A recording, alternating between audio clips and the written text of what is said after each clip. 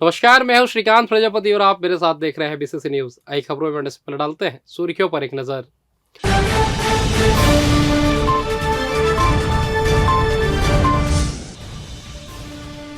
धान खरीदी पकड़ रही रफ्तार, कटाई के साथ किसान लगे बेचने।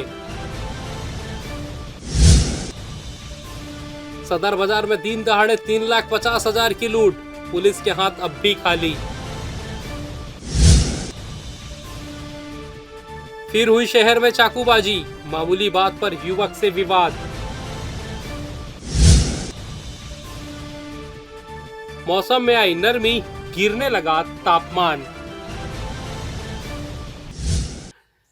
तो ये थी सुर्खियां अब खबरें विस्तार से। जिले में गुरुवार को 1,056 किसानों से 45,000 क्विंटल धान की खरीदी की गई, जिसे मिलाकर अब तक 96,000 क्विंटल से ज्यादा की खरीदी की जा चुकी है। अब तक 2,050 किसानों ने धान बेचा है। खरीदी के साथ साथ भुगतान भी लगातार किया जा रहा है। अब तक 22 करोड़ से अधिक की राशि भुगतान की जा चुकी है। बिना कोई दिक्कत के आसानी से धान बेचने की व्यवस्था से किसानों में खुशी है। मुख्यमंत्री विष्णु देव साय के निर्देश पर प्रति एकड़ 21 क्विंटल की दर से किसानों से धान खरीदा जा रहा है। कृषक उन्नति योजना की राशि मिलाकर उनसे 3100 रुपए प्रति क्विंटल के हिसाब से भुगतान किया जाएगा। फिलहाल उन्हें समर्थन मूल्य मिल रहा है। अंतर की राशि का एक मुश्त भुगतान किया जाएगा। इलेक्ट्रॉनिक तौल से इस बार धान का वजन किया जा रहा है। बिजली वितरण कंपनी उपभोक्ताओं की जेब में डाका डाल रही है। बिजली बिल के साथ अतिरिक्त सुरक्षा निधि की राशि को भी जोड़कर भेजा जा रहा है, जिसकी वजह से बिल की राशि इतनी अधिक हो गई है कि उपभोक्ताओं में चिंता है। कुछ तो बिजली कनेक्शन कटने की कार्रवाई के डर से अतिरिक्त सुरक्षा निधि के साथ बिल का भुगतान कर रहे हैं। मिली जानकारी के अनुसार पिछले महीने खपत बिजली के आधार पर उपभोक्ताओं को बिजली का बिल दिया जा रहा है। जब उपभोक्ता बिल की राशि देख रहे हैं तो उनके होश उड़ जा रहा है। अधिक बिजली खपत का हवाला देते हुए इस महीने जो बिल भेजा गया उसमें कंपनी अतिरिक्त निधि के नाम से हजारों रुपए वसूल करने की तैयारी कर रही है। इसे लेकर उपभोक्ता गुस्से में है। उनका कहना है कि शुरुआत में जब सुरक्षा निधि जमा कर ली गई है तो अब इस राशि को वसूलने का औचित्य समझ से परे है। विडंबने की बात है कि अतिरिक्त सुरक्षा निधि की राशि तय नहीं है। किसी को 200 से 250 तो कोई 1,000 से अधिक सुरक्षा निधि को बिल जोड़कर भेजा गया है। बिजली कंपनी का यह निर्णय उपभोक्ताओं के गले नीचे नहीं उतर रहा है। यह कारण है कि प्रतिदिन उपभोक्ता कार्यालय पहुंचकर अतिरिक्त सुरक्षा निधि लेने पर आपत्ति जता रहे हैं। उन्हें कंपनी यह कहकर लौटा दे रही है कि यह हर साल की प्रक्रिया है। यह सालाना बिजली खपत के औसत के हिसाब से ऑटोमेटिक अपडेट हो रहा है। स्थानीय स्तर पर राशि का निर्धारण नहीं किया गया है। कंपनी के इस जवाब से कुछ उपभोक्ता ना चाहते हुए अतिरिक्त निधि के साथ बिल की राशि का भुगतान कर रहे हैं, तो कई उपभोक्ता इसे अवैध वसूली मानकर भुगतान न करने पर अड़े हुए हैं। कई उपभोक्ता ऐसे भी हैं जिन्होंने इस कंपनी की इस पॉलिसी को ही गलत ठहराते हुए इस पर अंकुश लगाने की शिकायत की है। छत्तीसगढ़ के लोक स्वास्थ्य व कल्याण विभाग की ओर से शासकीय स्वास्थ्य संस्थानों में पदस्थ 18 डॉक्टर का तबादला किया गया है। 3 डॉक्टरों को संचालनालय स्वास्थ्य सेवाएं में प्रभारी उप संचालक के पद पर नियुक्त किया गया है। गौरेला पेंड्रा मरवाही के जिला अस्पताल में पदस्थ डॉक्टर नागेश्वर राव, रायपुर के खोखोपारा सामुदायिक स्वास्थ्य केंद्र की डॉक्टर स्मृति देवांगन और पंडरी जिला चिकित्सालय के डॉक्टर दिनेश कुमार सिन्हा को प्रभारी उप संचालक का प्रभार मिला है। इस संबंध में लोक स्वास्थ्य और परिवार कल्याण विभाग के अवसर सचिव मुकेश चौहान ने आदेश जारी किया है, जिसमें बिलासपुर सीएमएचओ पद का डॉक्टर अनिल श्रीवास्तव को प्रभार दिया गया है। उक्त आदेश के बाद शुक्रवार को बिलासपुर सीएमएचओ डॉक्टर अनिल श्रीवास्तव ने ज्वाइन कर लिया है। बिलासपुर शहर में सड़कों पर अपराधी बेखौफ किसी भी घटना को अंजाम दे रहे हैं। लूटमार, चाकूबाजी की घटनाएं तो आम हो चली है। इसी बीच गुरुवार की शाम शहर के सिटी कोतवाली थाना क्षेत्र अंतर्गत सदर बाजार में खरीदारी करने आए प्रार्थी से 3.5 लाख रुपए की लूट की घटना सामने आई है, जिसमें 2 बाइक सवार आरोपी पीछे से आए और प्रार्थी की बैग लूटकर फरार हो गए। घटना के बाद आसपास के लोगों ने आरोपियों को पकड़ने की कोशिश की, लेकिन वह हाथ नहीं लगे। मामले में हड़कंप मचते ही मौके पर पुलिस मौके पर पहुंचकर जांच में जुट गई है, जहां लगे सीसीटीवी फुटेज की जांच करने में साफ दिखाई दे रहा है कि सुनियोजित तरीके से रेकी कर घटना को अंजाम दिया गया है। मिली जानकारी के अनुसार प्रार्थी अवनीश कुमार सोनी दोपहर में अपने निजी काम से पैसा निकालने मध्यनगरी चौक स्थित महाराष्ट्र बैंक गए थे, जहां से नकदी 3.5 लाख रुपए निकालकर बैग में रखकर खरीदारी करने सदर बाजार पैदल जा रहे थे। तभी 5 बजे के करीब 2 बाइक सवार पीछे से आए और बैग लूट कर भाग गए। शहर के व्यस्ततम बाजार में हुई इस लूट की वारदात ने तमाम सुरक्षा व्यवस्था के दावों की पोल खोल दिए, जिससे साफ समझा जा सकता है कि जब अपराधी बैंक पहुंचा होगा और पैसे निकाले होंगे, तब से लेकर बाजार तक आरोपी रेकी कर रहे थे, जिन्होंने जैसे ही मौका मिला घटना को अंजाम देकर भाग निकले। घटना से जहां विजिबल पुलिसिंग पर सवाल उठ रही है, तो वहीं अपराधियों के बढ़ते हौसले से अब आम जनता और व्यापारी दहशत ज़्यादा है, जो अपनी सुरक्षा को लेकर व्यवस्था का मुंह ताक रहे हैं। और फिलहाल यह वक्त तो चला छोटे से ब्रेक का, मिलते हैं ब्रेक के बाद, कहीं जाइएगा नहीं। पिछले 17 वर्षों से रियल एस्टेट के क्षेत्र में दे रहे हैं अपनी सेवाएं और लगातार शहर की जनता को एक नई लिविंग लाइफस्टाइल।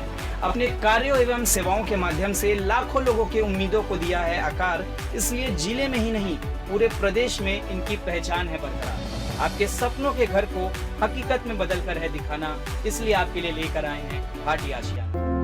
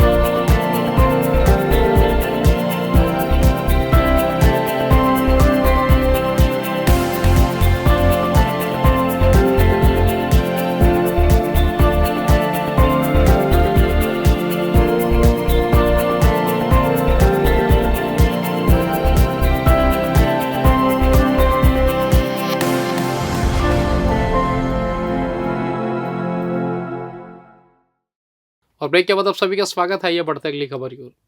बिलासपुर शहर में नशेड़ी और अपराधी बेखौफ घूम रहे हैं। लगातार पुलिस दावे कर रही है, बावजूद इसके अपराधी लूट, चाकूबाजी जैसी घटनाओं को अंजाम दे रहे हैं। गुरुवार की शाम सिरगिट्टी क्षेत्र के अन्नपूर्णा कॉलोनी में बाइक सवार युवकों ने टाइल्स मिस्त्री और उसके साथियों से मारपीट की और इसी बीच एक युवक ने टाइल्स मिस्त्री पर चाकू से हमला कर दिया। हमले में लहूलुहान मिस्त्री को साथियों ने सिम्स में भर्ती कराया। मिली जानकारी के अनुसार सिरगिट्टी क्षेत्र के अन्नपूर्णा कॉलोनी में रहने वाला रहमत अली टाइल्स का मिस्त्री है। गुरुवार को वह साथियों के साथ काम पर गए हुए थे। काम के बाद जब घर वो लौट रहे थे, तभी अन्नपूर्णा कॉलोनी के पास उनकी बगल से बाइक सवार युवक तेजी से वाहन चलाते हुए गुजरा। टाइल्स मिस्त्री और उसके साथियों ने बाइक सवार युवकों को वाहन धीरे चलाने के लिए कहा। इसी बात को लेकर युवकों ने टाइल्स मिस्त्री और उसके साथियों से गाली गलौज करते हुए मारपीट शुरू कर दी। मारपीट के दौरान एक युवक ने अपनी जेब से चाकू निकालकर रहमत अली पर वार कर दिया। चाकू की वार से रहमत अली लहूलुहान हो गया। हमले में गंभीर रूप से घायल टाइल्स मिस्त्री को उसके साथियों ने सिम्स पहुंचाया, जहां पर घायल का उपचार किया जा रहा है। इधर पुलिस ने घटना की सूचना पर मामले की जांच शुरू कर दी है। और जैसे अन्नपूर्णा कॉलोनी के पीछे अपना अटलवा जो है, शांति विहार के लिए रोड जाता है, कच्ची रास्ता है, वहीं पे ना हम लोग 3 जन आ रहे थे उधर से। उसके बाद एक बाइक सवार 3 जन उसमें थे, तेज से आ रहे थे, तो उसको बोले भाई थोड़ा आराम से चलाकर टक्कर मार दिया था। तो इसीलिए बोले उसको, तो पीछे से लड़के उतरे और चाकू मारते अपना तीनों निकल लिए वहां से। हरपा नदी के संरक्षण व संवर्धन को लेकर दायर जनहित याचिका की सुनवाई करते हुए हाईकोर्ट ने नगर निगम के उस जवाब को खारिज कर दिया है, जिसमें कहा गया कि नदी के केवल 60% पानी का ट्रीटमेंट किया जा सकता है, बाकी के 40% पानी को बिना साफ किए नदी में छोड़ा जाएगा। हाईकोर्ट ने मामले में नगर निगम को विस्तृत कार्य योजना बनाकर रिपोर्ट प्रस्तुत करने का निर्देश दिया है। केस की अगली सुनवाई अब 2 दिसंबर को होगी। दरअसल इस मामले की पिछली सुनवाई के दौरान जल संसाधन विभाग ने बताया था कि अरपा नदी के उद्गम स्थल को संरक्षित करने की दिशा में काम चल रहा है। राज्य शासन ने उद्गम स्थल पर जमीन अधिग्रहित करने के लिए राशि की स्वीकृति भी दे दी है, जिसके बाद वहां आसपास के इलाकों को पर्यटन स्थल के रूप में संवारा जाएगा। साथ ही कुंड का भी निर्माण किया जाएगा। इस मामले में नगर निगम ने जवाब नहीं दिया था और समय मांग लिया था। रायपुर में कलेक्ट्रेट के राजस्व विभाग में upper division clerk Pradeep Upadhyay ने 28 अक्टूबर को अपने घर में फांसी लगाकर आत्महत्या कर ली थी, जिसमें उसने अपने सुसाइड नोट में एडीएम स्तर के 3 अधिकारियों पर प्रताड़ना और छवि खराब करने का आरोप लगाकर अपनी मौत के लिए उन्हें जिम्मेदार ठहराया था। मामले में सभी शासकीय कर्मचारियों ने हंगामा मचाते हुए जांच कर दोषियों पर कार्रवाई की मांग की गई थी, जिसमें सीएम ने जांच के निर्देश दिए थे, जिसमें संभाग आयुक्त को जांच कर रिपोर्ट देने निर्देशित किया गया था। वहीं उक्त मामले में जांच शुरू हो गई, लेकिन जिनके खिलाफ जांच की जा रही है उन अधिकारियों को निलंबित नहीं किया गया है, जिससे जांच कार्रवाई प्रभावित होने की संभावना जताई जा रही है। लिहाजा छत्तीसगढ़ शासकीय लिपिक वर्गीय कर्मचारी संघ ने उक्त कर्मचारी को तत्काल निलंबित कर जांच कार्रवाई को निष्पक्ष करने की मांग की है। कर्मचारी संघ के प्रदेश अध्यक्ष रोहित तिवारी ने कहा कि सभी स्तरों पर जाकर लड़ाई लड़ी जा रही है और जब तक न्याय नहीं होगा तब तक संघर्ष किया जाएगा। साथी प्रदीप उपाध्याय के लिए हम लोगों ने मांग की है कि उसकी न्यायिक जांच हो, और साथ ही साथ अभी हमको जानकारी मिली है कि जांच समिति तो गठन हुआ है, परंतु ये अफसरशाही किस तरह हावी है छत्तीसगढ़ में, इसका ये ज्वलंत उदाहरण है कि तीनों जो है अधिकारी, जो आरोपी है, जिनका सुसाइड नोट में नाम है, उनको अभी तक निलंबित या बर्खास्त नहीं किया गया है ना। यही यदि कहीं छोटे कर्मचारी पे छोटा सा आरोप लगता है तो अधिकारी तत्काल, और प्रशासन में बैठे लोग तत्काल उसको संज्ञान में लेते हैं और उसको निलंबित तो कर ही देते हैं। मगर इतनी बड़ी घटना हो गई, एक हमारे साथी की जान चले गई, उसके बाद भी अभी तक ये ना होना, इनका निलंबन या अधिकारियों पे कार्रवाई ना होना और एक जांच समिति करके हील हवाला करना, इसका संघ विरोध करता है। और हम शीघ्र ही बैठक लेके उसमें निर्णय लेंगे कि इस पे न्याय मिले हमारे साथी को और भविष्य में इस तरह की घटना की पुनरावृत्ति ना हो। शनिचरी जय स्तंभ चौक के सामने स्थित अमृत मिशन के पानी टंकी के वॉल की रिपेयरिंग की जा रही है, जिससे पानी टंकी का पानी सड़क और बाजार से गुजरते हुए नदी में जा रहा है, जो देखने में किसी बाढ़ के पानी जैसा नजारा लग रहा है। गौरतलब है कि कुछ दिनों पहले ही वॉल में दिक्कत आई थी और पानी के ज्यादा प्रेशर से वहां पानी बहने लगा था। वहीं शुक्रवार को एक बार फिर उसी वॉल को रिपेयरिंग किया जा रहा था, जिसकी वजह से टंकी का पानी सड़क पर बहने लगा और बाढ़ जैसे हालात बाजार में हो गए थे। जाहिर है कि इस दिक्कत से कई क्षेत्रों में पानी सप्लाई भी प्रभावित रही होगी और लोग हलाकान रहे होंगे। बिलासपुर में इन दिनों कड़ाके की ठंड शुरू हो गई है। सुबह और रात के साथ ही दिन में भी तापमान में गिरावट आई है। गुरुवार को न्यूनतम तापमान 14.6 डिग्री सेल्सियस दर्ज किया गया। वहीं दोपहर में अधिकतम तापमान 27.6 डिग्री सेल्सियस रहा। यह सीजन का सबसे कम तापमान है। ठंड से बचने लोग अब रात में अलाव का सहारा ले रहे हैं। सुबह और रात में ठंड कब कपाने लगी है। सुबह से लोग धूप सेकते नजर आ रहे हैं, वहीं रात में गर्म कपड़ों के साथ अलाव भी जला रहे हैं। मौसम विभाग के अनुसार उत्तर भारत से आ रही ठंडी और शुष्क हवाओं के कारण ठंड का असर बढ़ रहा है। वातावरण के मध्य स्तर में नमी का आगमन होने से न्यूनतम तापमान में विशेष बदलाव की संभावना नहीं है। हालांकि बिलासपुर समेत प्रदेश के अधिकांश हिस्सों में मौसम शुष्क रहेगा। और फिलहाल इस बुलेटिन में बस इतना ही। मुझे दीजिए इजाजत, फिर होगी आपसे मुलाकात। तब तक देखते रहिए बीसीसी न्यूज। नमस्कार।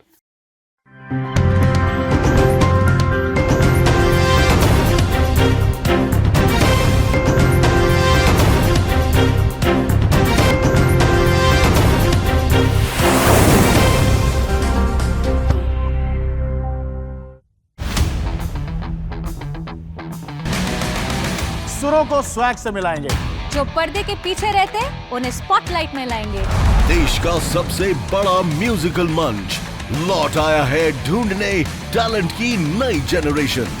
बादशाह करेंगे सुर और स्वैग का फ्यूजन। कैसे हुआ तू इतना जरूरी। आप हीरो की आवाज मत बनो, आपकी आवाज ही हीरो है। जिसमें होगा दम, उसे मिलेगी अल्टीमेट स्टारडम। हम सब की तरफ से हाँ है। क्योंकि इस बार जो गाएगा वो नजर आएगा।